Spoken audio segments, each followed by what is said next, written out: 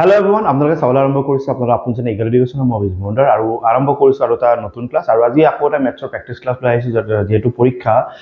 মাজত মাত্ৰ কেইটামান দিন তাৰ পিছত পৰীক্ষাৰ দিন আহি আছে গতিকে তাৰ আগতে আমি যিমানখিনি পাৰো ইমানখিনি মেথছ প্ৰেক্টিছ কৰিব লাগিব আৰু মেথছৰ পৰা মাৰ্ক যাতে আমাৰ নাযায় হেতুৰ ওপৰত গুৰুত্ব দিব লাগিব ঠিক আছে পলম নকৰি আৰম্ভ কৰিছো এটা স্পেচিয়েল ক্লাছ এই ক্লাছটোত যথেষ্টখিনি মেথছৰ ভাল ভাল কোৱেশ্চন আমি প্ৰেক্টিছ কৰিম গতিকে আৰম্ভ কৰিছো ওকে তো পোনপ্ৰথমে আমি আৰম্ভ কৰিছো প্ৰথমটো প্ৰশ্ন ভালৰ পৰা আৰু প্ৰথমটো প্ৰশ্ন কি আছে ধুনিয়াকৈ এবাৰ আমি চাই লওঁ ঠিক আছে প্ৰশ্নটো কি দিয়া আছে the average age of a committee এখন কমিটিত যেখিনি মানুহ আছে টোটাল কিমানজন মানুহ আছে 6 জন মানুহ 6 জন মানুহৰ যেটো এভাৰেজ বয়স হয় সেই বয়স থাকে 40 বছৰ সো ইয়াতে হৰে এটা কনসেপ্ট মানুহ কিমানজন আছে 6 জন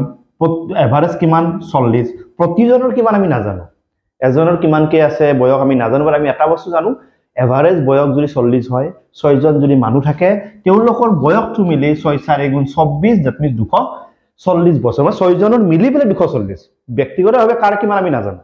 ব্যক্তিগতভাৱে কাৰ কিমান আমি নাজানো বাট 6টা মানুহৰ বয়স যদি আমি যোগ কৰো আমি 240 হ'ব ঠিক আছে এজন মেম্বাৰ আছে তেখেতৰ বয়স হৈছে 30 বছৰ তেওঁ ৰিজাইন দিলে বা ৰিজাইন হৈ গল বা অবহল ললে আৰু এজন নতুন মানুহ যাৰ বয়স 21 বছৰ তেওঁ জয়েন কৰিলে সো মানুহ এটো 6 জনে আছে তাৰে এজন মানুহ গুছি গল এজন মানুহ আহি গল যিজন গুছি গল তেওঁৰ বয়স আছিল 30 বছৰ যিজন আহি গল তেওঁৰ বয়স আছে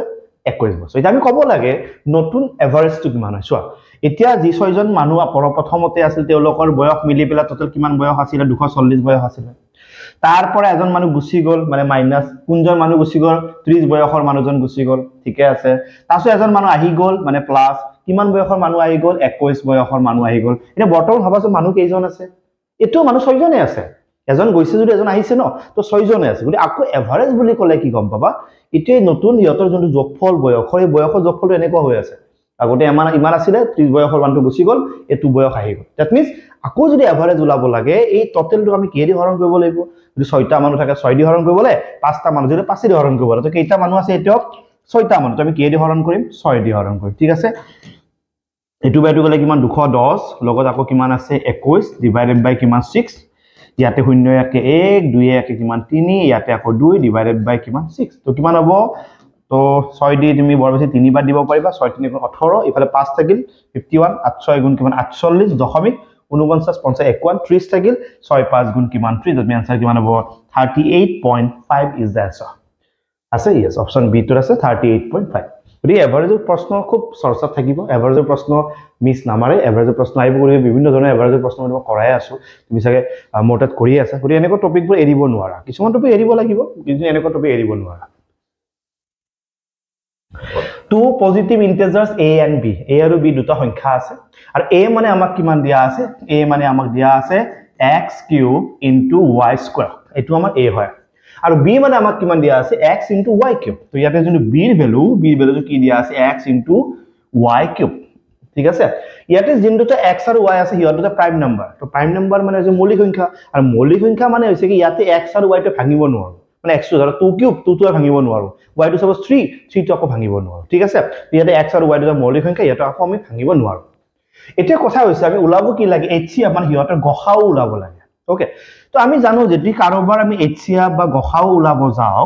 তেতিয়া হেতু কেনেকে উলা আমাৰ এটা নিয়ম আছিল সাকে হে নিয়মটো মই কেনেকে বুজাইছিলো তুমি জানা h মানে হাইয়েস্ট আছিল লম কিমি সৰুটো ইয়াত অকল কমন থকাখিনি আহিব তুমি দুটা ঘৰত x আছে তে x টো आंसरত আহিব দুয়ৰে ঘৰত y আছে তে y টো आंसरত আহিব h মানে হৈছে হাইয়েস্ট লম আমি সৰুটো x আছে তিনিটা x আছে এটা সৰু কোনটো এটা থকা ন তো এটা থকাটো লোৱা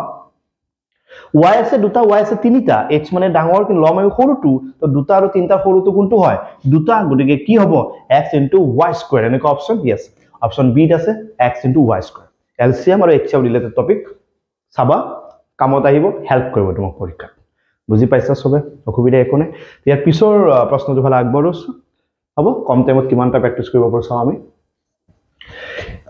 এটা বিন্দু আছে -3,4 আৰু সেই বিন্দুটো আমাক সুধিছে ক'ত থাকে কোনটো জায়গাত আছে ওকে এই যে কোয়াড্ৰেন্ট শব্দ আছে না হেতু বস্তু বুজাইছো আমাৰ যেতিয়া আমি যদি গ্ৰাফৰ কথা পঢ়িব যাও এটো আমাৰ x এক্সিস হয় আৰু গ্ৰাফৰ কথা পঢ়িব গলে এটো আমাৰ y এক্সিস হয় আৰু দুয়োটাটা কোনটো বিন্দু কটাকটি কৰিছে অৰিজিন অৰ্থাৎ o বিন্দুত কটাকটি কৰিছে হল এটো x অক্ষৰ এটো পজিটিভ পাৰ্ট x অক্ষৰ এটো নেগেটিভ পাৰ্ট y অক্ষৰ এটো পজিটিভ পাৰ্ট y অক্ষৰ এটো নেগেটিভ পাৰ্ট ইয়াতে কি সংখ্যা থাকিব 1 2 3 4 এনেকুৱা সংখ্যা থাকিব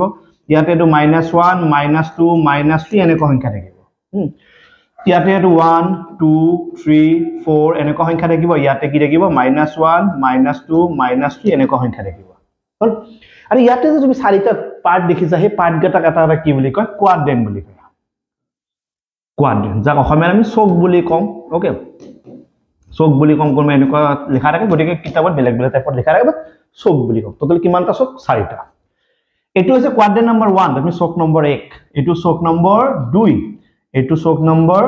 3 এটো চক নম্বৰ 4 ঠিক আছে প্ৰতিটো চকৰ বা প্ৰতিটো কোৱাড্ৰেন্টত বিন্দুবোৰ থাকিব আৰু বিন্দুবোৰ কেনেকৈ থাকিব সদায় বিন্দুৰ হৰে কি হয় প্ৰথমতে x ৰ ভ্যালুটো আহে x কোঅৰ্ডিনেট বুলি কম তাৰপিছত y ৰ মানটো আহিব y কোঅৰ্ডিনেট বুলি কম ঠিক আছে তুমি এই ঘৰটো চোৱাচোন এই ঘৰটো দুখন ওয়াল আছে দুটা বাউন্ডাৰি আছে এটা বাউন্ডাৰি x ৰ হয় এটা বাউন্ডাৰি y ৰ হয় তুমি ইয়াতে চোৱা x ৰ বাউন্ডাৰি সংখ্যাবোৰ ইয়াত কেনেকৈ দেখিছা প্লাস y ৰ বাউন্ডাৰি সংখ্যাবোৰ কেনেকৈ দেখিছা প্লাস গতিকে দুটা নম্বৰ যদি প্লাস হয় এক নম্বৰ চকত পৰিব ঠিক আছে ইয়াৰ বাউন্ডাৰিটো চোৱা x ৰ বাউন্ডাৰিটো কি আছে মাইনাস y ৰ বাউন্ডাৰিটো কি আছে প্লাস গতি মাইনাস প্লাস সংখ্যাবোৰ ইয়াত থাকিব হল x ৰ বাউন্ডাৰিবোৰ আছে মাইনাস আৰু y ৰ বাউন্ডাৰিবোৰ আছে মাইনাস গতি মাইনাস কমা মাইনাস 3 নম্বৰ কোৱাড্ৰেন্টত পৰিব x ৰ বাউন্ডাৰিটো আছে প্লাস আৰু y ৰ বাউন্ডাৰিটো আছে মাইনাস গতি প্লাস আৰু মাইনাসটো 4 নম্বৰ কোৱাড্ৰেন্টত থাকিব এটা কথাটো হল আমাৰ বিন্দুটো কি আছে -3,4 মানে ইয়াতে প্ৰথম সংখ্যাটো মাইনাসৰ আছে সেকেন্ড সংখ্যাটো প্লাসৰ আছে তো মাইনাস আৰু প্লাসটো কোনটো জায়গাত মিলিছে সোৱা ইয়াতে তো কেই নম্বৰ এটো 2 নম্বৰ তো তুমি second option B is the correct answer এই কনসেপ্টটো বুজি পাইছা না বা চেক কৰি লোৱা মানে কোঅৰ্ডিনেট জিওমেট্ৰি বা স্থানাংক জ্যামিতি কিবা প্ৰশ্ন সুধিলে এখনি বস্তু তুমি জানিলে তোমাৰ কাৰণে ভাৰিয়াতকে ধৰা ওপৰ বেছি জানিব নালাগে এখনি বস্তু বুজি পালে তুমি বহুত কামত আহিব ঠিক আছে আৰু এটা বস্তু ইয়াৰ সংলগ্ন কৰি মোক কৈ থৈ দিও যে কেতিয়াবা এনেকুৱা সংখ্যা আহে ন 0,7 তো ইয়াত গম পাইছে এটো সিম্বল প্লাস হয় কিন্তু 0 তে একো নিৰ্দিষ্ট সিম্বল নাই প্লাস বা মাইনাস গুটি এটো কোড বহিব ইয়াৰ বল সিম্বলটো প্লাস নাই ইয়াৰ সিম্বলটো একো নাই একো সিম্বল নাথাকিলে কি কৰিবা চাবা এটো x কোঅৰ্ডিনেট এটো y কোঅৰ্ডিনেট x কোঅৰ্ডিনেটটো যদি 0 হয় y কোঅৰ্ডিনেটটো যদি জিন্দা থাকে হি y এক্সিসৰ ওপৰত থাকিব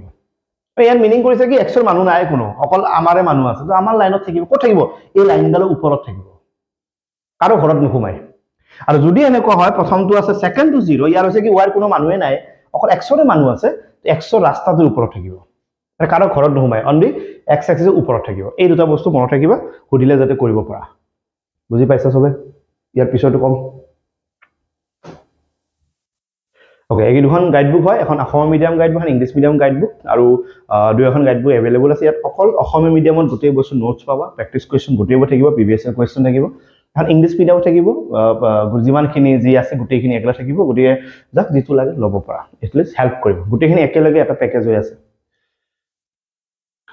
the area of a parallelogram সামান্তৰিকৰ যেটো কালি সামান্তৰিকৰ কালিৰ সূত্ৰটো চাগে তুমি জানা সামান্তৰিকৰ কালিৰ সূত্ৰটো হৈছে ভূমি পূৰণ উচ্চতা base into height হয় না ভূমি পূৰণ কি হয় উচ্চতা base into height ওকে তো ইয়াতে যোনটো বেস আছে বেসটো কিমান আছে 5 cm আৰু হাইটটো কিমান আছে 3.2 cm তো ইয়াৰ যদি আমি এৰিয়া উলাব যাম বা কালি উলাব যাম তো এটা ফৰ্মুলা কি হ'ব বেস মানে কি 5 হাইট মানে কি 3.2 ডকে কি কৰি দিম পূৰণ কৰিম আৰু দশমিক থকা বস্তু পূৰণ কৰিলে কি কৰিবা দশমিকটো নাই বুলি ভাবিবা 5 2 গুণ কিমান 10 5 3 15 ইয়াকে কিমান 16 লিখিলা দশমিকটো কেইটাৰ আগত আছে এটা ইয়া হৈ গল দশমিকৰ পিছত শূন্য থাকে তো লিখি লাভ নাই অকল কি লিখিবা 16 তো কোড আছে option C 16 cm square is the result আন্দাজটো তো প্যাৰালোগ্ৰামৰ যেটো সূত্ৰ লগতে ৰম্বাসৰ যেটো সূত্ৰ ঠিক আছে ট্ৰেপেজিয়ামৰ যেটো সূত্ৰ সেই তিনটা সূত্ৰ মনত ৰাখিবা ওকে ওকে সামান্তৰিকৰ তাৰছত আছে ৰম্বাস আৰু ট্ৰেপেজিয়াম এই তিনটা ছবিৰ যেটো কালি সূত্ৰ মনত ৰাখিবা যিকোনো এটা তোমাক পৰীক্ষা হেল্প কৰিব পাৰে কাৰণ আজিকালি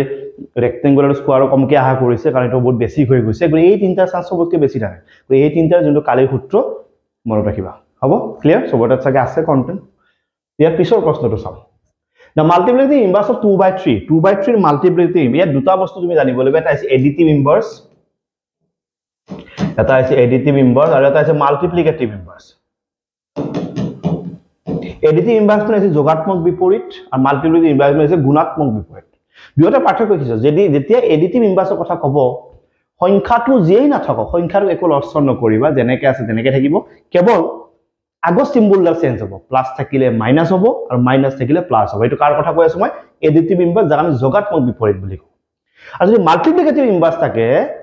চিম্বলডাল লক্ষণ নকৰিবা প্লাছ থাকিলে প্লাছে হ'ব মাইনাছ থাকিলে মাইনাছে হ'ব কিন্তু সংখ্যাটো উল্টা হৈ যাব 1/2 থাকিলে 2/1 হ'ব 2/3 থাকিলে 3/2 হ'ব ক্লিয়াৰ এডিটিভত চিম্বল চেঞ্জ হয় ইয়াতে নাম্বাৰ চেঞ্জ হয় চিম্বল চেঞ্জ হলে নাম্বাৰ চেঞ্জ নহয় আৰু নাম্বাৰ চেঞ্জ হলে চিম্বল চেঞ্জ নহয় উল্টা উল্টা নকৰিবা ঠিক আছে তো মাল্টিপ্লিকেটিভ ইনভাৰ্স মানে কি 2/3 তো মই কি কৈছো মাল্টিপ্লিকেটিভ ইনভাৰ্স 2/3 মানে ইয়াৰ আগত কি আছে প্লাস চেঞ্জ কৰিম নেকি নকৰো অকল কি চেঞ্জ কৰিম সংখ্যাটো চেঞ্জ কৰিম কেনেকুৱা 3/2 আছে option B is the correct answer ঠিক আছে নে কনসেপ্ট পুৰা প্ৰশ্নটো যদি আমি সলভ কৰি থাকিম কেৱল অকল প্ৰশ্নটো নহয় তাৰ লগত সংলগ্ন থকা কথাখিনি বুজি বুজি যাব পাৰিলে ভাল হৈ যায় তো ইয়ালৈকে বুজি পাইছলে চেক কৰা তো ইয়াৰ পিছৰটো চাওঁ কি আছে তো ইয়াক আমি এটো স্ট্যান্ডাৰ্ড ফৰ্মৰ দৰে কনসেপ্ট এটো মই আগতো কৈছো স্ট্যান্ডাৰ্ড ফৰ্মটো চাব লাগিব স্ট্যান্ডাৰ্ড ফৰ্মৰ কোৱেশ্চন চাব লাগিব স্ট্যান্ডাৰ্ড ফৰ্মৰ কোৱেশ্চন পৰীক্ষাৰ সম্ভাৱনা আছে আগৰ পৰীক্ষাটো তুমি আগৰ হেলথৰ পেপাৰবোৰ চোৱাটো স্ট্যান্ডাৰ্ড ফৰ্মৰ কোৱেশ্চন আহিছে তো ইয়াতে কি হয় ইয়াতে জেনেৰেলি দশমিক নাই কিন্তু সদায় গম পাবা সংখ্যাটো যদি দশমিক নাথাকে সদায় দশমিকটো লাষ্টত থাকে হল সেই দশমিকটো প্ৰতিটো জায়গাত কৰি আছে একৰ পিছত মানে এখিনি জায়গাত আহিছে তো হেখিনি জায়গাত আহিব কাৰণে হি দশমিকটো পিছফালে বাগৰ আহিছে তো কিমানটা ঘৰা কৰে ইয়াৰ পৰা চোৱা 1 2 3 4 5 6 7 8 9 10 11 মানে এইটো ঘৰত যদি দশমিকটো আহিব লাগে তেন্তে হি 11 টা ঘৰ পাৰ কৰি আহিছে পিছফালে শূন্যটা আছে কিন্তু মই লিখা নাই কিয় এই শূন্যটাৰ জায়গাত আমি কি কৰিম 11 টা কিমানটা ঘৰ যিমানটা ঘৰ আগুৱাই আহিছে কিমান আছিল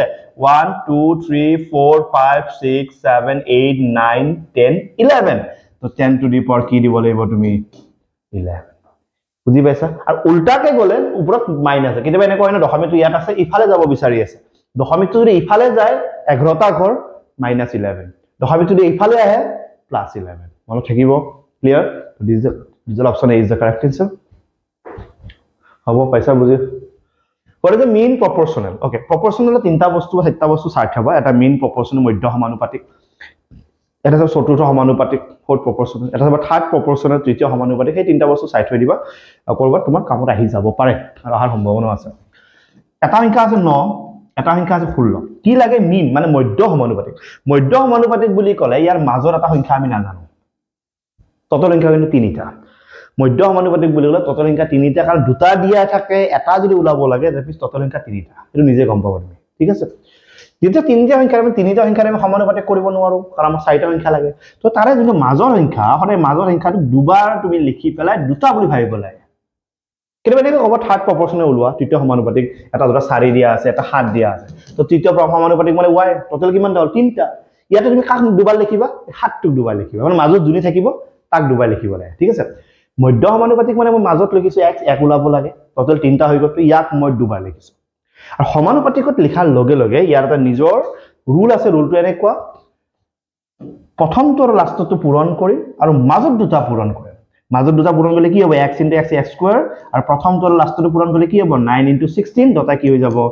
সমান হল ইয়াতে 9 টো মানে 3 স্কয়াৰ এটো মানে 4 স্কয়াৰ ইফালে আছে x স্কয়াৰ সবৰে x স্কয়াৰ কাটা যদি গুছাই দিও 4 আৰু 3 থাকিব 4 3 গুণ কিমান 12 পজিটিভটো যেটো কৈছে গতিকে 12 option A is the correct answer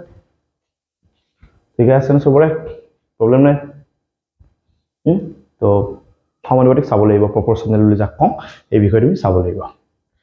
ঠিক আছে ইয়াৰ পিছৰটো চাও কি দিয়া আছে টপ 20 টেষ্ট সিৰিজ হয় ইয়াতে টোটাল 20 খন টেষ্ট সিৰিজ আছে সেই 20 খন টেষ্ট সিৰিজ আসামিজ আৰু ইংৰাজী দুয়োটা মিডিয়ামত আছে হল 20 খন প্ৰতিখন টেষ্ট সিৰিজত 80 টা কোৱেশ্চন আছে আৰু সেই 80 টা question general knowledge maths reasoning English গোটেইখিনি কভাৰ আছে আৰু টোটাল 80 টা আৰু টোটাল 80 টা যদি আমি কোৱেশ্চন চাও টোটাল কিমানখন প্ৰেক্টিস সেট আছে 20 খন